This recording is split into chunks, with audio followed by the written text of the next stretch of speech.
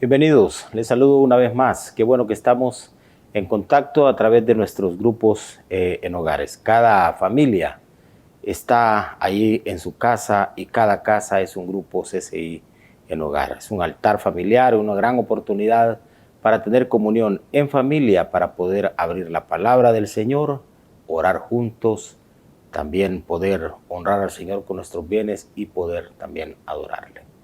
Estudio 46 del Evangelio según San Mateo, y vamos a continuar en el capítulo 23 que comenzamos la semana anterior, esta vez tomando los versos 23 hasta el verso 39.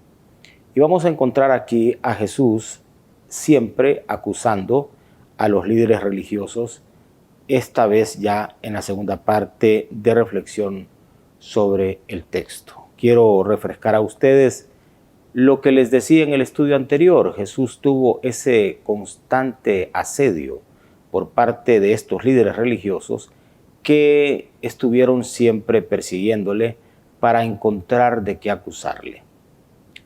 Venían a él con preguntas capciosas y trataban siempre de encontrar el que Jesús se equivocara en algo para entonces tener ese argumento para señalarle y acusarle frente a las autoridades y frente al pueblo mismo, hacerle quedar mal. En esta ocasión es Jesús yendo casi como hacia ellos y confrontándoles. En esta oportunidad, en el estudio, vamos a ver cómo Jesús continúa haciendo esa confrontación directamente a los escribas, a los fariseos, y les acusa de hipócritas y guías ciegos. Así lo vimos que comenzó Jesús a hacer ese énfasis en el estudio anterior. Voy a leer e ir haciendo comentarios. En su acusación contra los líderes religiosos, Jesús continúa señalándoles de hipócritas. Una y otra vez reitera su advertencia de que serán castigados con severidad. Cuando les dice: ay de ustedes, hipócritas, qué aflicción les espera. Jesús, en esta oportunidad, en forma puntual, les acusa de lo siguiente. Les dice que ellos están cuidando de pagar sus diezmos hasta por el mínimo ingreso, pero se han olvidado de lo más importante de la ley, que es, 3 cosas menciona Jesús acá: ser justo, ser misericordioso y la fe. Es decir, todo el énfasis de este sector religioso estaba puesto en cumplir las reglas fuera de ellos. Pero se habían olvidado de algo que era básico. Jesús casi les está diciendo: ustedes cumplen la ley, dando su diezmo hasta de lo mínimo que ustedes reciben. Pero ustedes han perdido como la esencia.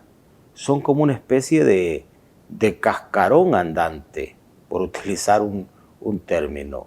Han perdido elementos tan fundamentales como el ser justos, el actuar misericordiosamente y el aplicarle fe a lo que están haciendo.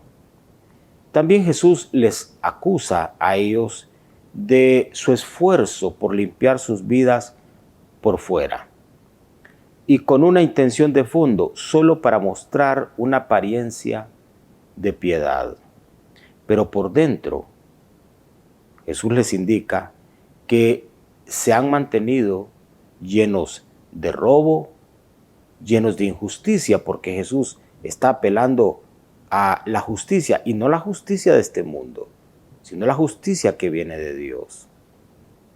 Porque la justicia que esta gente aplicaba era la justicia como cuando aquella mujer fue encontrada en el acto mismo de una situación de pecado.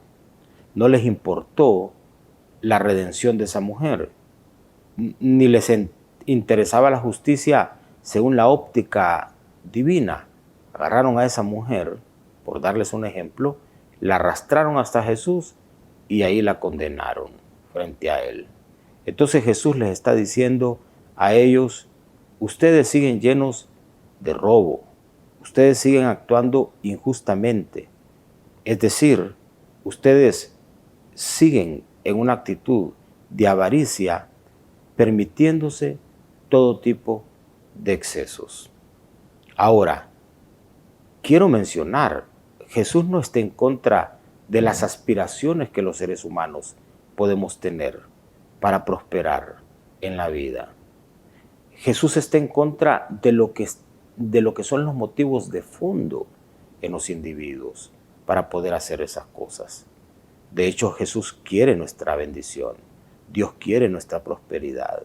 Pero si lo que te motiva es un sentimiento incorrecto, entonces tú prácticamente anulas cualquier aspiración correcta que tú tengas.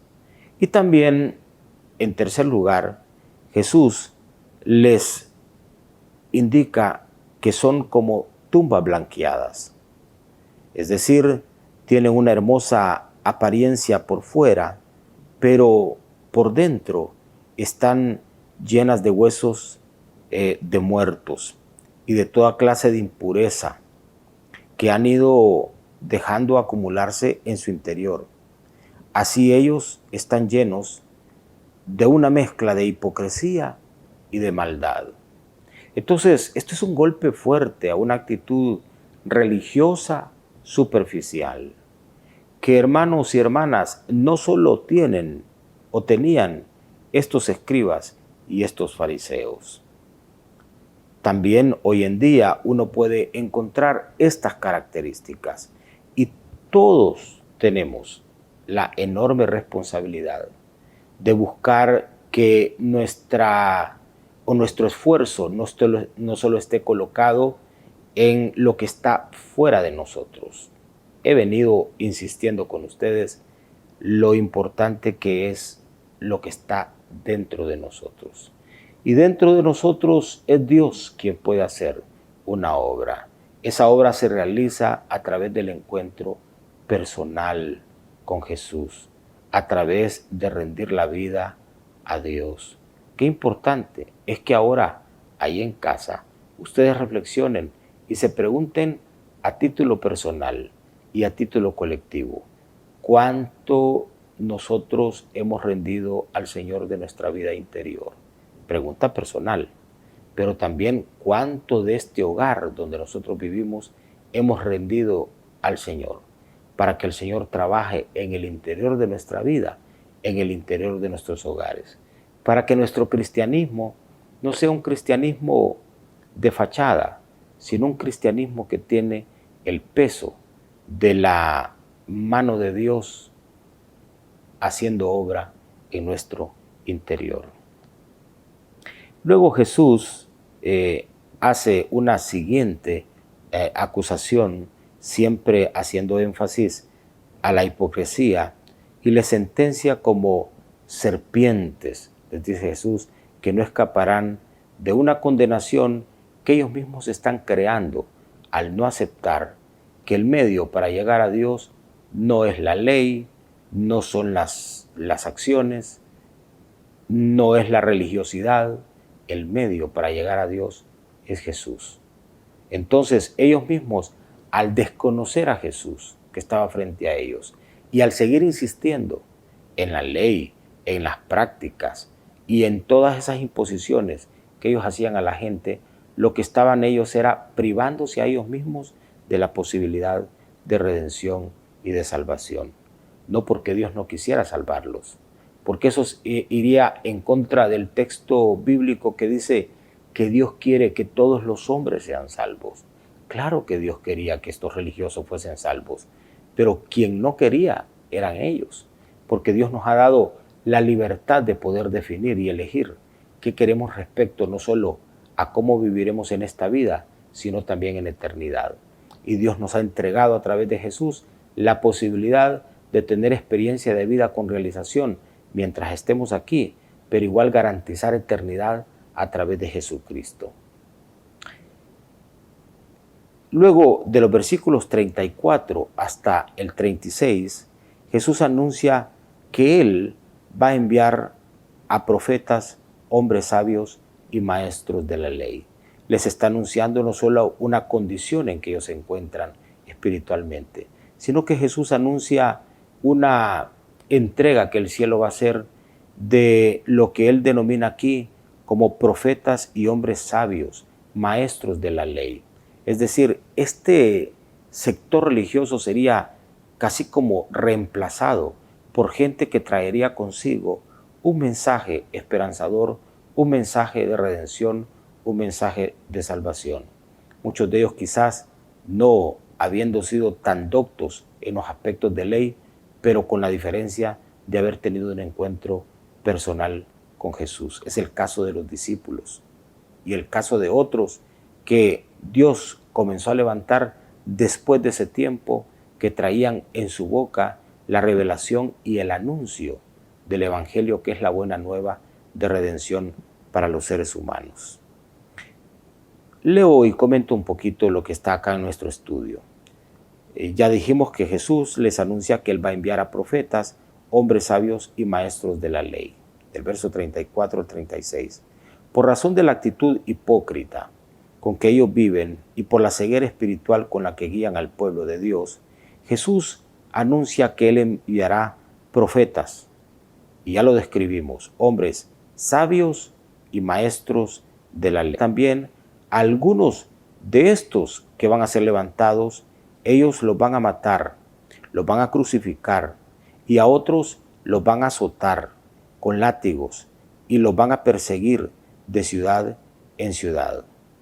Jesús les dice que como consecuencia de esa actitud que ellos van a realizar, Jesús les indica que estarán ellos cultivando todavía para sus vidas más castigo.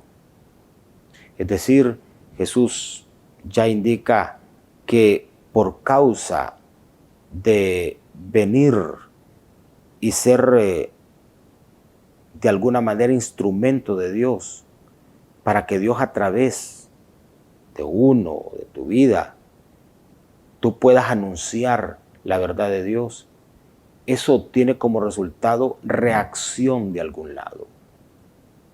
Siempre que Dios levanta gente como profetas, y siempre que Dios levanta gente que va a anunciar la verdad de Él, siempre esa gente tendrá una reacción venida del infierno mismo, con la intención, como dice aquí, de que esa gente sea perseguida, sea crucificada, mencionó Jesús, sea azotada y aún hasta muerta.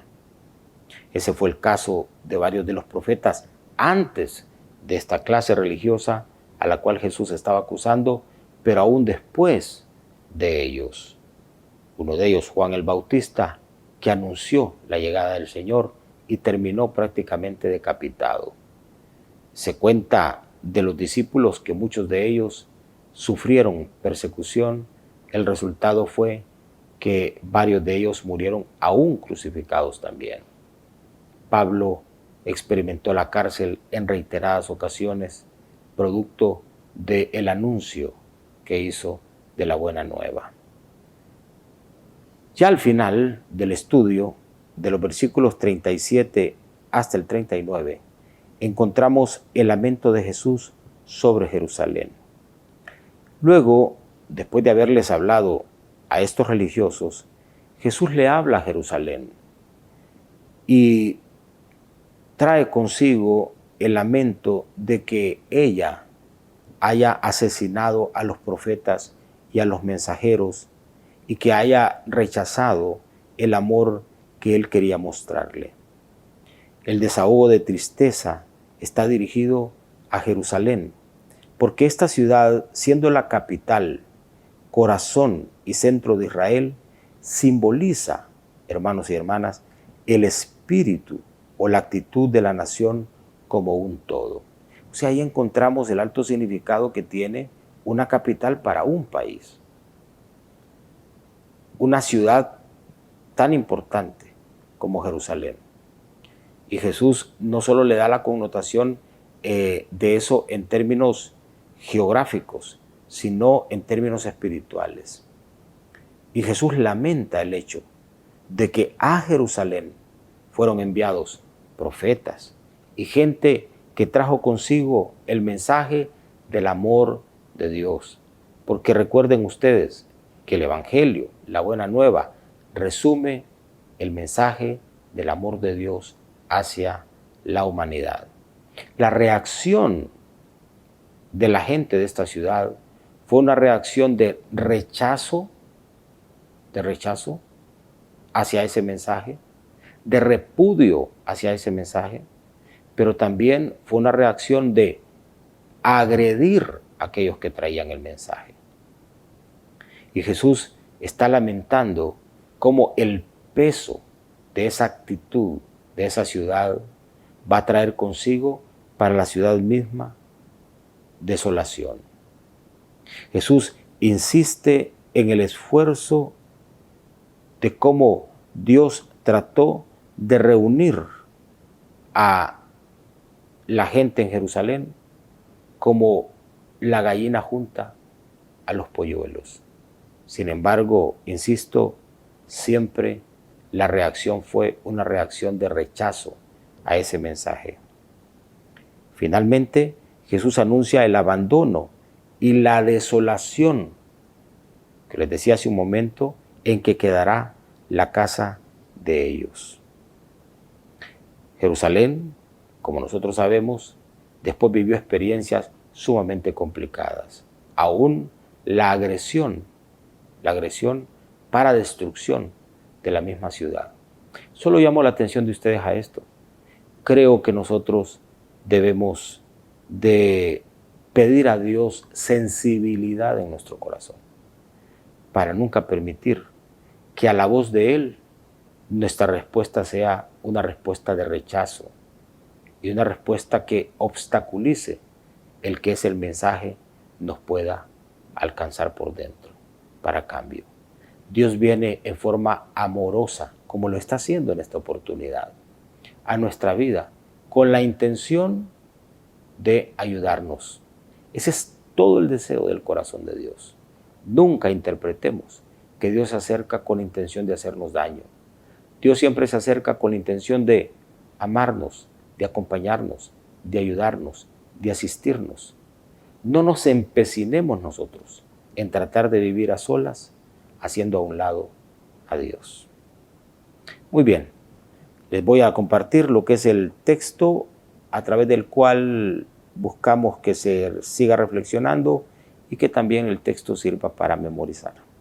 Mateo capítulo 23, verso 23 dice: «Ay de ustedes, escribas y fariseos, hipócritas, porque pagan el diezmo de la menta, del eneldo y del comino, y soslayan lo más importante de la ley, que es justicia, misericordia y fe.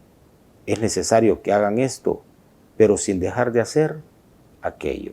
Significa que Dios te dice, cumple con tu diezmo, con entregar a Dios, pero no olvides que eso no compra nada. Si no tienes la actitud correcta, tu actitud mala invalida cualquier acción externa. Vamos a orar, darle gracias a Dios y les invito siempre a honrar al Señor con nuestros bienes y a concluir este tiempo adorando. Después usted, siempre le digo, quede ahí en casa para compartir y seguir teniendo comunión. Padre, te damos gracias. Gracias por enseñarnos que lo más importante no es lo que está fuera de nosotros, sino lo que está en nuestro interior. Permítenos, Dios, abrir siempre nuestro corazón para que tú sigas haciendo obra en él de transformación.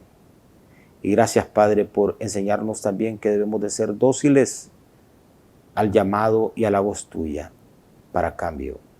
Que seamos sensibles a la voz de aquellos que has levantado, Señor, para que tengan una palabra para nosotros. Esa palabra siempre traerá consigo el bienestar y la bendición para nuestra vida. Te honramos con nuestros bienes y concluimos este tiempo adorándote con gratitud. Te pido que bendigas cada hogar y que más casas sigan abriéndose, Señor, para que la familia diga: mi casa y yo serviremos al Señor. En el nombre de Jesús. Amén.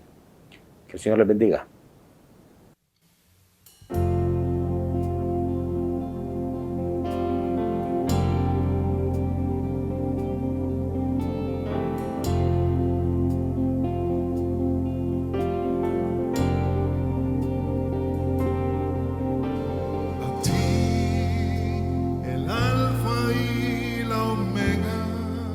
El principio y el fin, y el gran yo soy, me rindo a ti, el Todopoderoso, el que es y que será, y el gran yo soy, me entrego. Yo quiero mi vida, me doy en sacrificio a ti. Yo quiero que ordenes mi caminar y que siempre viva en tu voluntad.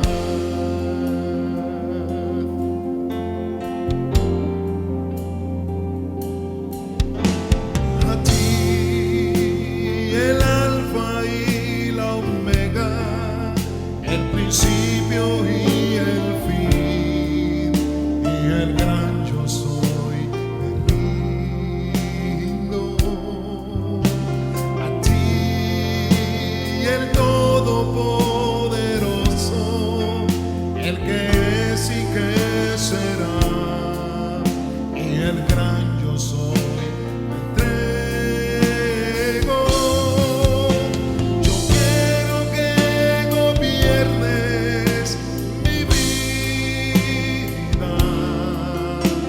Me doy en sacrificio a ti. Yo quiero que ordenes mi caminar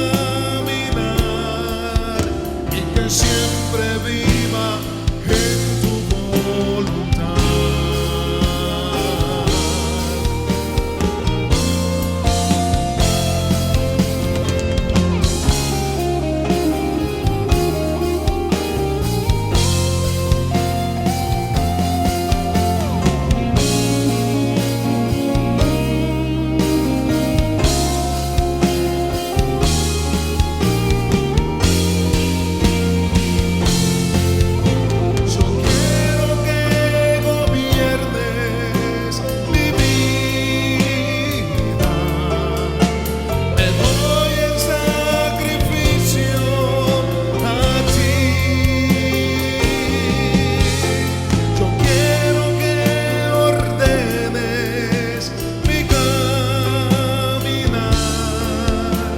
Siempre viva en tu voluntad.